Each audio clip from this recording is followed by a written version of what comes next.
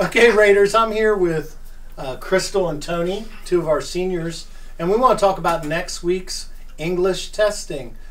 Next Tuesday, we have our English 1 STAAR EOC assessment, which is an important assessment for most of our freshmen. And then we have our English 2 EOC assessment next Thursday.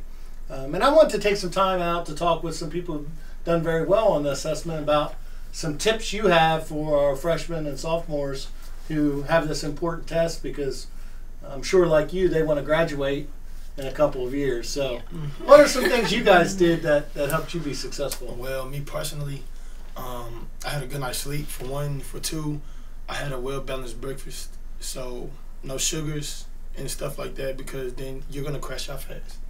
So I had a nice breakfast, and I took my time. You think that's my problem during the day? I eat too much. Yeah, because you like to eat junk food. Oh, you're that's right. why you have the fat stuff. You're right. Oh, wow. Ouch. Okay, so no sugars for lots of reasons. Good breakfast, get a good night's sleep. Crystal?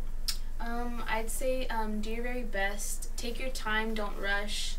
Sometimes people choose to take a nap, but I would not sleep through it, because time flies, and by the time you wake up, the test will almost be over, and you're gonna have to rush through it. You won't do the very best you can do, and it's not hard. You may think it's hard. It may be hard to read, but if you take your time and just take notes as you go, because your notes will help you, and you got it. Just believe in yourself, and you'll do fine.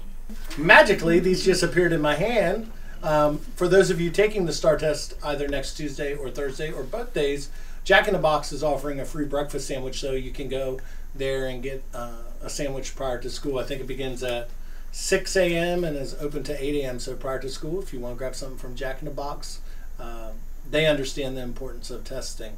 One other thing I want to say is it's really important on testing day that you're on time for school, that you're here a little early, you know where your testing room is, you know that we'll have the names posted out there of what room you need to report to. And I think what Crystal said is so important. I think a lot of kids, did you see kids nap when you took tests a couple years ago? Yeah. Were they very successful? No.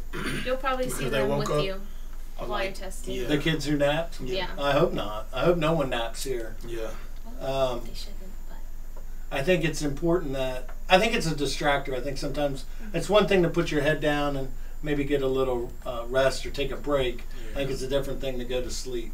And so I know everyone here has the ability to do well, and I know that if you take your time and put the effort into it, you will do well.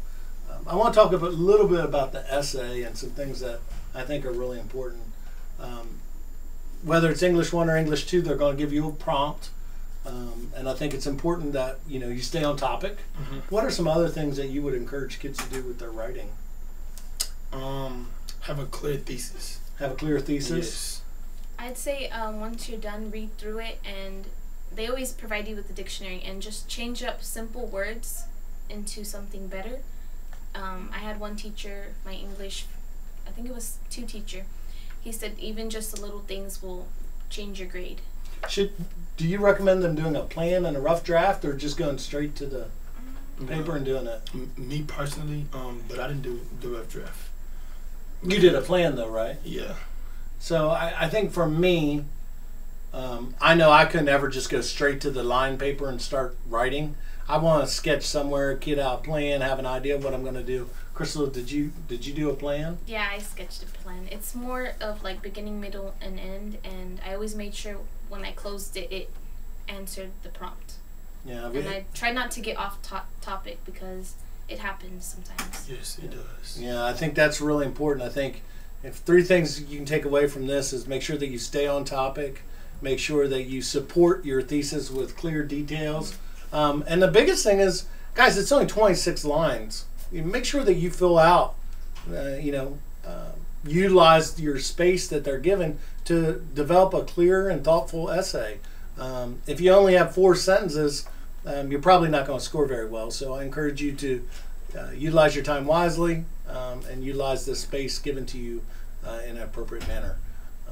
I think these were some great tips. I appreciate both of you. I know that you guys are successful. Are you excited about going to college? Yes. How excited? I'm ready to go. Ready to go. Crystal, you? I'm ready to go. Where are you going? Texas A&M. And where are you going? To Carroll Carroll University in what state? in Montana. Montana. If everybody can look up Montana at some point this week, you see how far Tony's getting to go away to school. So I'm proud of both of these students. They work very hard, and I know that they gave you some good tips. So here's wishing you best for next week. Please, please, please make sure that you give your very best effort. And thanks for making Southwest the place To be. To be. All right.